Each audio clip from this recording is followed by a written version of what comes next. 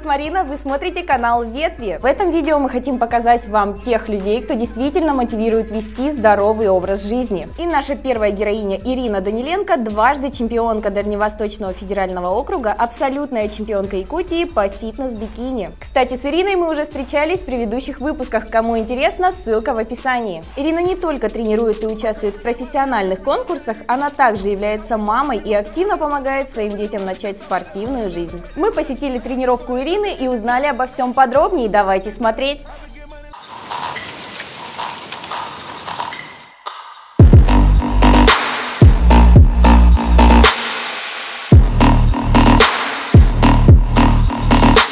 Со спортом я была всю жизнь, наверное, со школы. Я любила бегать, участвовала в всевозможных марафонах.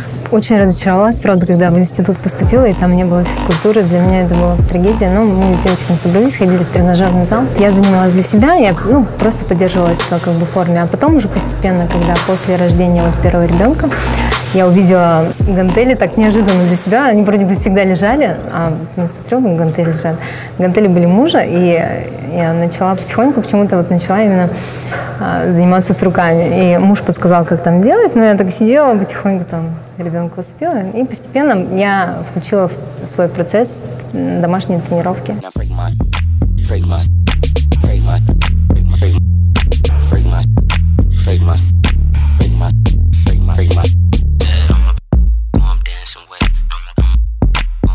Я вообще со школы хотела стать учителем физкультуры. И в 2012 году я съездила в Москву в колледж Беневейдера, отучилась на персонального тренера, затем я отучилась, выбрала силовое направление, групповые занятия с мини-памп-штангами. Направление называется Hot Iron. Оно абсолютно для всех возрастов. Поначалу, когда вообще человек приходит в зал, он проводит там, может, 1,5-2 часа проводить. Я научилась до того, выстроила свой процесс тренировочный, что мне хватает даже 40 минут, мне хватает в спортзале вот так. Меньше разговариваешь, меньше болтаешь, чисто по делу пришла, отработала, ушла.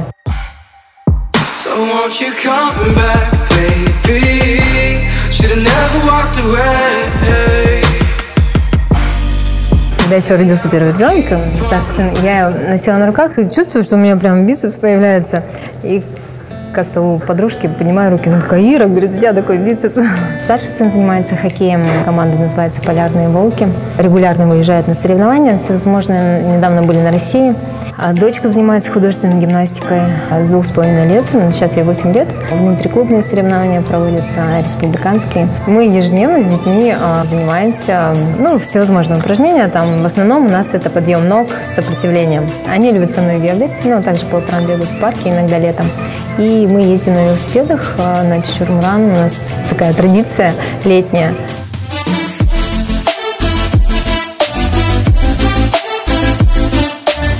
Когда приходишь в зал, одна тренировка прошла, вторая, третья.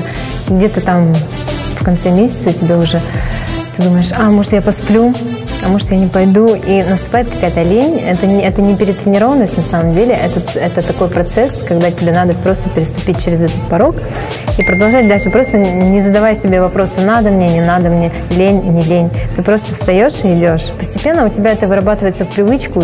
Просто ты уже через полгода, через год ты уже автоматически просто собираешься, у тебя сумка готовая с вечера, все, ты идешь, тренируешься.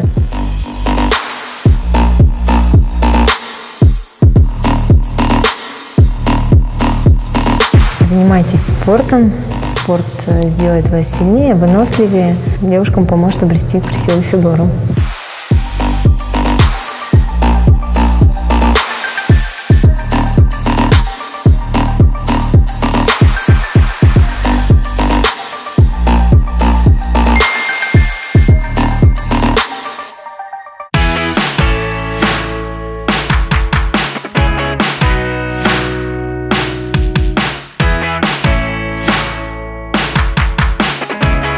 Оценка отлично.